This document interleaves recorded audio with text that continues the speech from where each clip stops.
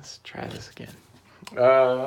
Okay. So to explain this one more time, we're just starting with the first part of the major blues scale. But what we're going to do is change scales every time the chord changes. And it's just like position. So you're going to... We'll start with just G major and C major and D major. And what you're going to do, the scale, is just a chord with the second note put in there with your thing, and then you slide. Right? So you can go there, you can here too, you're going to slide on C major, and then when you get to D major, the slide, you have to slide up, which means you have to actually get your other finger to do it instead. You know, you're not going to... I can do it, but... So what I want you to do is think about licks that you can play. And I'm going to give you a couple, and then you're going to learn them in every key, all three keys, right? And then we'll talk about variations. So if I go... Right? I'm just sliding. Right? And we do it in C. And then we'll do it in D. Gotta slide. And then a variation of that is play D on all of them, or your pinky with all of them. Right? And then D.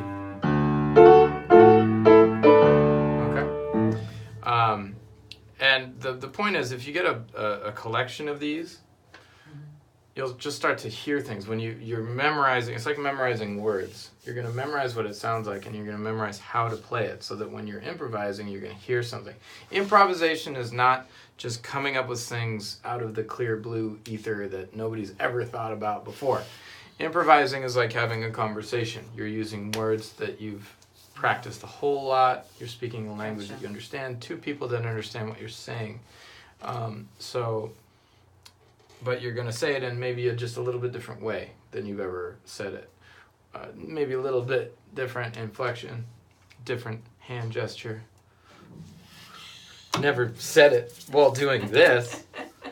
Anyway, so that's basically what it is. Let's do this one. Ooh, I like that. Jazzy. Yeah. Okay, so we're going. Right? Okay. Then you do it in C. And then in D. And then back to G. Right? You can go, I don't know, let's do this one. That's a good one.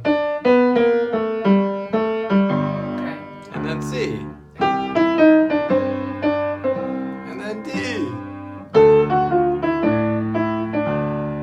And back to G. Okay. Let's do this one. Let me see. Oh yeah, let's do that little trill one, because it's nice to have little trills here and there. If you go, that's a good one. How about? So you're gonna go, right? And then the fancy thing, it's just a G major chord. 3, 5, 3, 1.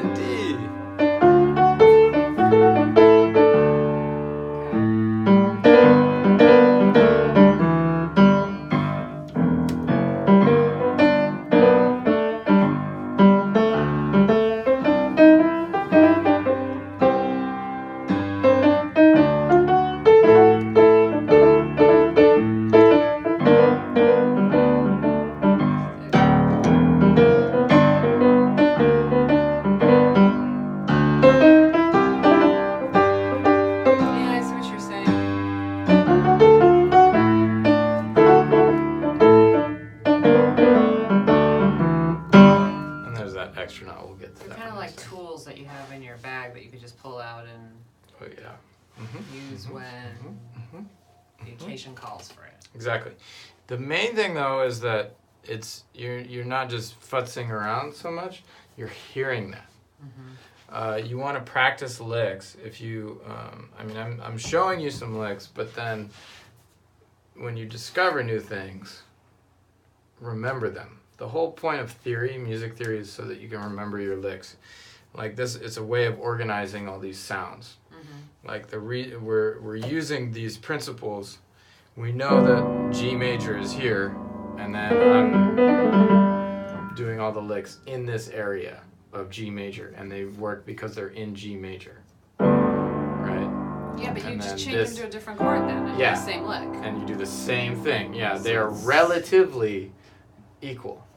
And then to D, in other words, if it works in G, it's gonna work in C. Right. It's gonna work in D flat. It's gonna work in all the keys. So you remember those things and what they sound like, so that when you want to go, it's a good lick. And it's nice to thematically move around too. If you do it in another place, it's like fresh. And then different one. Change it.